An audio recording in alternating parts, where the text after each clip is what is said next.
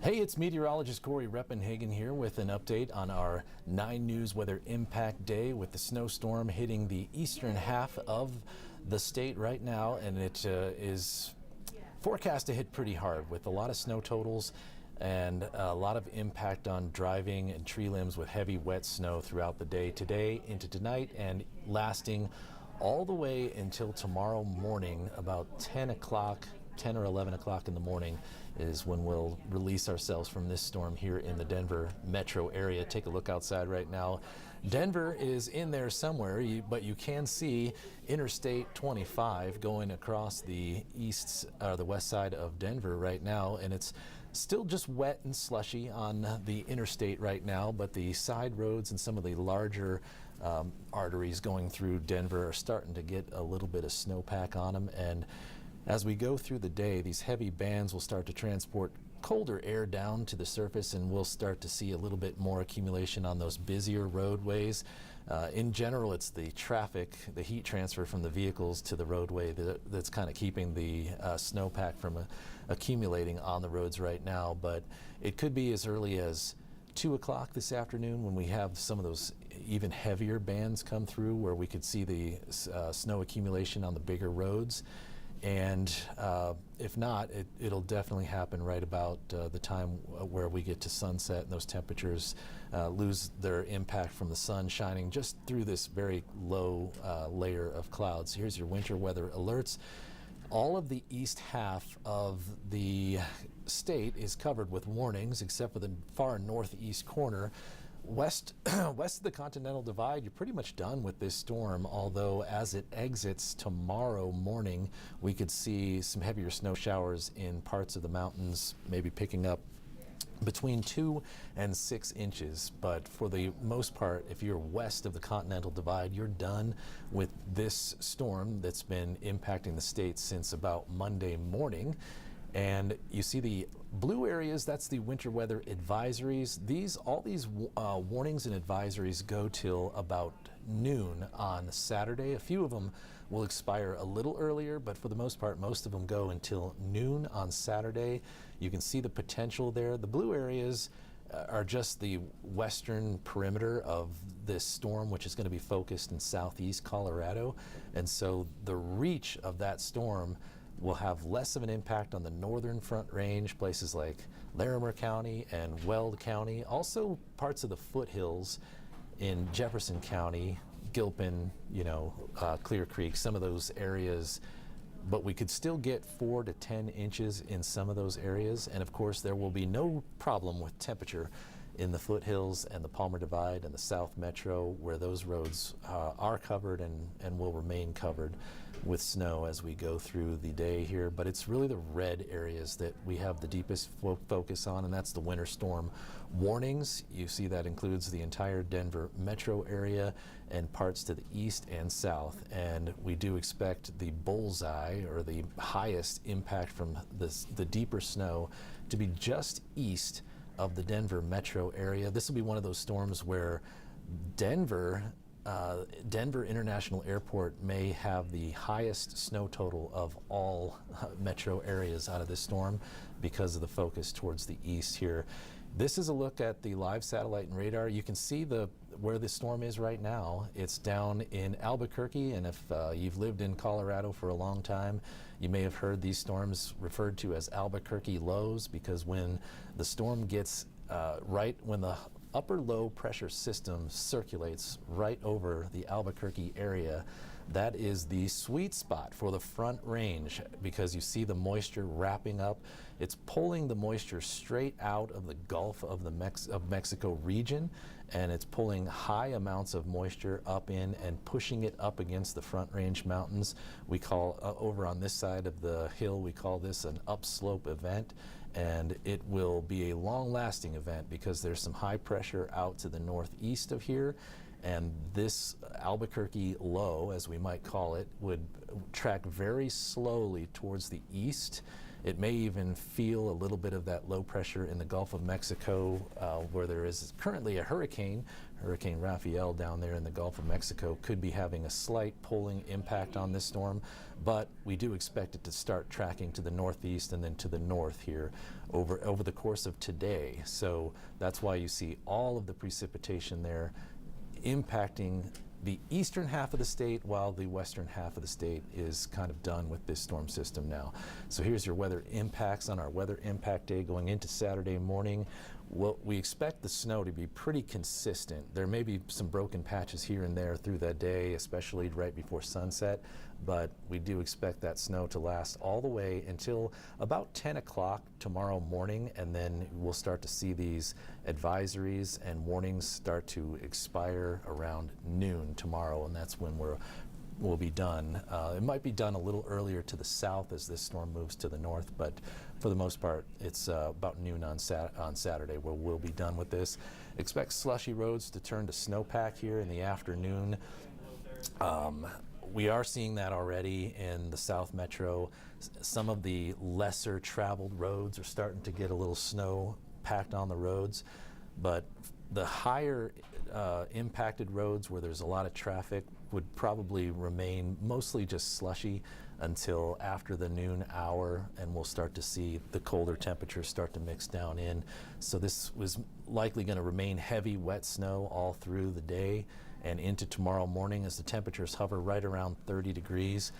We might not drop into the 20s until very early on Saturday morning, and for the most part, the precipitation will be done at that point. So we do expect to see more broken limbs. There's already a lot that have been downed with the first wave of this storm, which was also heavy, wet snow.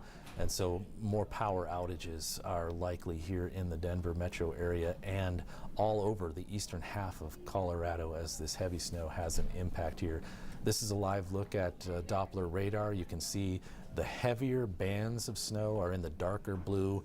The white is the lighter snow, but you can see it's pretty much covering the entire eastern half of the state, with the exception of maybe the northeast corner, where there is possible you don't see any snow accumulation up in the northeast corner, but at least you will get some passing rain showers to keep that area wet there. But for the most part, the I-25 corridor from Trinidad all the way to about Fort Collins will have the biggest impact. When you see the patches of snow out there starting to break up just a little bit towards the northeast, and that's an indication that the storm is starting to move towards the northeast now, and we will expect some of those patches to move through the Denver metro area in the Front Range also as we go through the day, and then probably transitioning into another thick, heavy shield of snow after the sun goes down tonight. So here's Futurecast. Now I'm going to play this kind of a little bit faster, but what I want to show you here is the impact of the actual low pressure system. If you focus your eyes down to the southeast corner of the state in Baca County, where Springfield and Lamar is, that's where the storm is expected to start moving up, and it'll go straight up the Colorado state line, just staying to the east of Colorado. As I put it into motion, you can see that swirl all the way up the entire state line from Baca County all the way to Sedgwick County, and it almost goes a perfect line straight up. And that is the reason why we are expecting some very consistent and very heavy snow on the Front Range as that air pushes up from the east up against the foothills, and that focuses all the moisture, and it really creates a lot of precipitation out in front there, and that should not relinquish itself until about 10 o'clock tomorrow. Let me show you a little bit more detailed look here along the Front Range. You can see this is at 11 a.m. right now. Pretty good heavy shield of snow covering almost all of the Front Range there. And as we go through the next few hours into about 2:30, it stays heavy in bands. So you'll see the bands of really heavy stuff. Might start to see some broken patches there. Let me back that up just a little bit to about the 4 o'clock, 4:30, 5, you can see a few patches of broken snow throughout the Front Range, and that's just the impact of the highest heating of the day. These clouds are really only extend about 10,000 feet off the ground, so the sun is really having a high impact beating down on the top of these cloud tops. And once the sun goes down, you'll see that overnight, all the way from about 5 p.m. to about 2:30 a.m., it remains very heavy and very persistent across the Front Range. And then after about 2:30 in the morning, it starts to just become more of a banding event and then breaking up at about 10 o'clock tomorrow morning. And here you see at 11 a.m., the storm will be pretty much pushed out, and all of the pushback on this will probably create some heavy showers in the mountains and the foothills as it leaves the region. But that is the timing of the event. So let me zoom out here on Futurecast and show you the entire state here as we put the storm into motion over the next few hours. From now until midnight, all of the northeast plains will be impacted by this storm, and the highest snow totals are expected to be along the I-70 East corridor between about DIA and Burlington. Lyman area, the parts of Elbert and Lincoln County, will likely have the biggest snow totals. Now, we have not thrown the word blizzard around in this because we don't have as much of a surface low, and we don't expect the winds to be very persistent and strong, but there will be drifting out there on the eastern plains, as there always is. There's nothing really to stop the wind from moving around, and so we would expect to see some 3 to 4 foot snow drifts along the I-70 East corridor there. And then you see the statewide there at 1 p.m. on Saturday afternoon. We're pretty much done with it. Some of the temperatures will really stay kind of borderline, warm up a little bit pretty quick on Saturday morning, so we might even see a little mix of rain and rain-snow, or maybe even switching back to rain before it leaves the northern Front Range.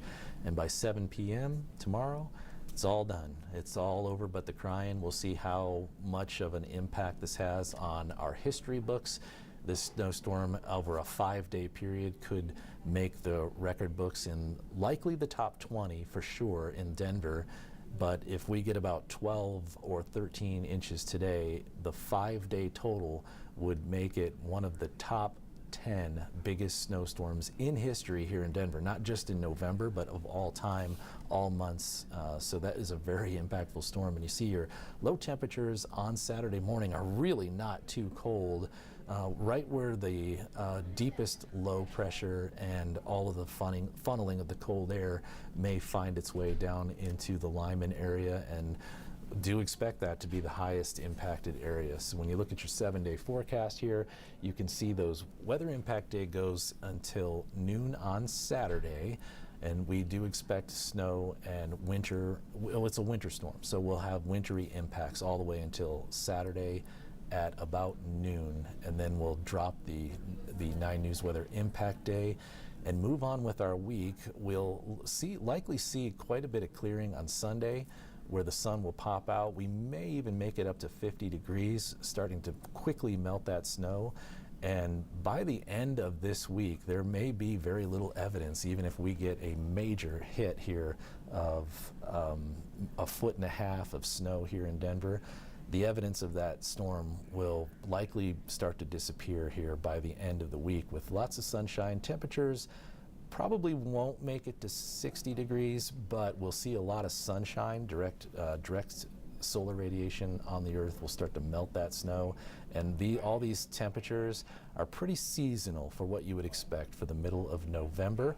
So there's light at the end of the tunnel, so to speak there. So enjoy the snow if that's your thing, if you like this stuff, and if you hate it, then stay inside and hunker down and wait it out. So that's the forecast for you for now. Keep an eye on anything that develops.